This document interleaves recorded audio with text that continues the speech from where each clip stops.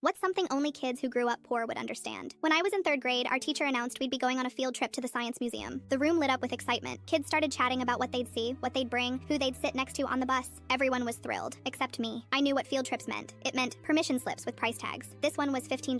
That might not sound like much, but to us, it was grocery money. I didn't need to ask my mom. I already knew she couldn't afford it. Still, I brought the form home. It was what you did. I handed it to her without saying a word and went to my room. Later that night, I found her sitting at the kitchen table, staring at the permission slip like it was a bill she couldn't pay. She sifted through unopened mail, bills, collection notices, late fees, silently doing the math in her head. After a long pause, she looked at me and said, "I'll figure it out, baby." I knew what that meant. She'd skip meals, walk to work instead of taking the bus, buy the cheap cereal instead of the kind we liked. Figure it out always meant a quiet kind of sacrifice. She never complained. She just adjusted. The next day at school, Ms. Wilson asked who hadn't turned in their slips. I raised my hand, along with two other kids. She sighed and said to stay after class. When the bell rang and the others filed out, she asked the first two why they hadn't brought theirs. They mumbled something about forgetting. Then she turned to me. I swallowed hard. "My mom doesn't have the money right now," I whispered. Her expression softened instantly. The teacher mask came off, and for a second she just looked like someone who understood. She didn't say much, just nodded and thanked me for being honest. Then she walked the other two kids to the hallway. When she returned, she handed me a sealed envelope. "Give this to your mom," she said gently. That night, my mom opened it at the kitchen table. Inside was a simple note. "Congratulations. Your child has won a spot on our field trip through a random classroom drawing. No payment is needed. We're so excited to have them join us." There was no drawing. My mom knew it. I knew it. She stared at the note for a while, then folded it carefully, almost like it was something sacred. She didn't say anything, just wiped her eyes and wrote a thank you note. I tucked it into my backpack the next morning. I went on the trip, rode the bus,